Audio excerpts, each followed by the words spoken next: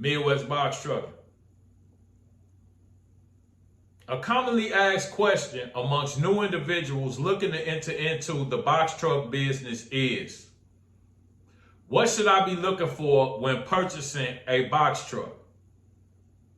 So today, really quickly, I want to run through everything you should be looking for when purchasing a new or used box truck. First and foremost, FMCSA laws and regulations on trucks in general is changing. Me personally, I will go with a 2015 or newer. The newer, the better. On the engine, I will go with a Cummins or a Cat. If you must get an international, then I will go with the DT466 engine if possible. On the transmission, you can look at my previous video and see some of the issues that I'm having with the Eaton transmission. Me personally, I will go with the Allison over the Eaton if possible. I do know some individuals having success and that have been running a Eaton transmission in their truck over the course of the last 2 years without incident. But like I said, in my personal opinion, and from my personal experience, I will go with the Allison over the Eaton. Now on the height of your truck, and this is really important, you want your truck to be at least 103 inches high or 13 feet. On the width of your truck, you want your truck to be at least 96 inches wide or 8 feet wide. You definitely want to go with a 26-footer with a lift gate over a 24 or 22-footer. Over the long haul, that extra space and capacity for loads is going to come in handy. Okay? And I'm going to go with a air ride suspension over the spring simply because you're going to get a way more comfortable ride. You're going to be able to have a cup of coffee in the cup holder without hitting a bump and it bouncing all up in the air, splashing all over the windshield. So I'm going to go with the air ride suspension over the spring suspension. And I'm going to go with the aluminum roof over the translucent roof. In my personal opinion, the aluminum roof is a little more sturdy than the translucent roof.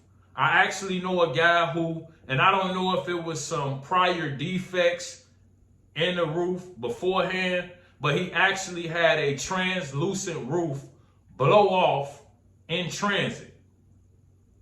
Okay, it just blew right off. And when he got to his destination, it was gone. And I believe he replaced it with a aluminum roof. So like I said, in my personal opinion, the aluminum roof is a little more sturdy than the translucent. And then something a lot of individuals don't talk about is gas tank capacity. You definitely want to go with a 80 to 100 gallon gas tank. You don't want to be stopping every hour and a half because you need gas. You want to be able to complete at least a 300, 400 mile trip on a full tank of gas. Okay, so you definitely want to stay away from those 50 gallon gas tanks. If you could get dual tanks, that's even better. The more capacity for fuel that you have, the better. Okay, so that's something a lot of individuals don't mention, but you want a 80 to 100 gallon gas tank. And then on the make and model of your truck, I believe that comes down to personal preference. Obviously, and my, personal opinion, my first choice is going to be the Freightliner, slightly over the Hino, simply because most of the older Hinos have the gear shift, which splits the driver's seat and the passenger side bench. So if you ever have a situation where you or your driver need to sleep in the truck, it's going to be nearly impossible unless that Hino truck has a sleeper. Whereas in the Freightliner, the gear shift is put up onto the dash. So it gives you, wide open space to sleep across that bench. But one thing I will say, I'm currently in a 2023 Hino, which I'm renting, while my truck is in the shop, and they fixed that issue. The new Hino, which is one of the first ones I've seen like this, has the gear shift moved up towards the dash. And the bench of the seat is actually wider in width than my Freightliner. So they fixed that issue. You can sleep in the Hino comfortably, without an issue now. But the older models, all the ones I saw when I was looking to purchase a truck, they split the seat with the gear shift, and then that's an issue, like I said, when you need to sleep in the truck. So that's why I chose Freightliner over Hino. That's pretty much the only reason. Hino, from what I see, like I said, I'm in one now. The fuel economy on the Hino is slightly better than the Freightliner. So it seemed like you're getting better fuel mileage in the Hino. So that's a plus. But like I said, you got to be able to sleep in your truck in a jam. So that's why I picked the Freightliner over the Hino. I do know some individuals in Peterbilt box trucks, and they've had success in those, not a bunch of issues. I do know a few guys in some Kentworth box trucks. They're not as popular as the Freightliners and the Hinos and the Internationals, but I see guys having success in those trucks as well. But if I was you, I would do my due diligence and look into, what problems may arise with those trucks.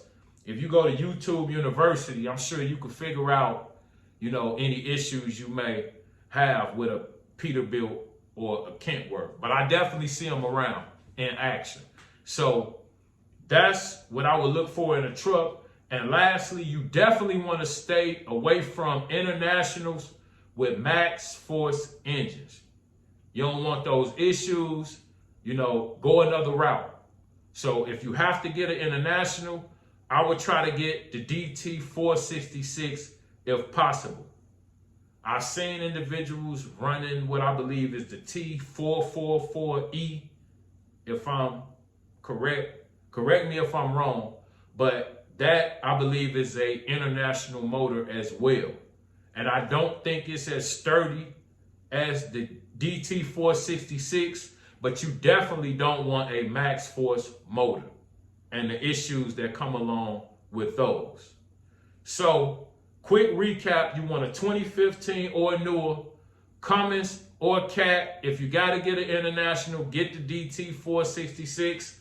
I'm getting an Allison over an Eaton, 103 inches on the height, 13 feet high, 96 inches wide, 8 feet wide, 26 feet in length. You definitely want a lift gate, air ride over a spring suspension if possible, aluminum roof over the translucent if possible, at least an 80 to 100 gallon gas tank.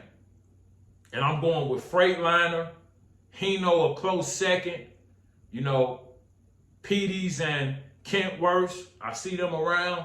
Stay away from the Max Force Internationals. And there you have it, as quickly as I could get it out to you, what you should be looking for when purchasing a new or used box truck. Put a little effort into this content. Hit the like button. Drop a comment if you like the video. Subscribe to the channel. And as usual, you guys stay safe out there. Take it easy. And have a good one. Appreciate you.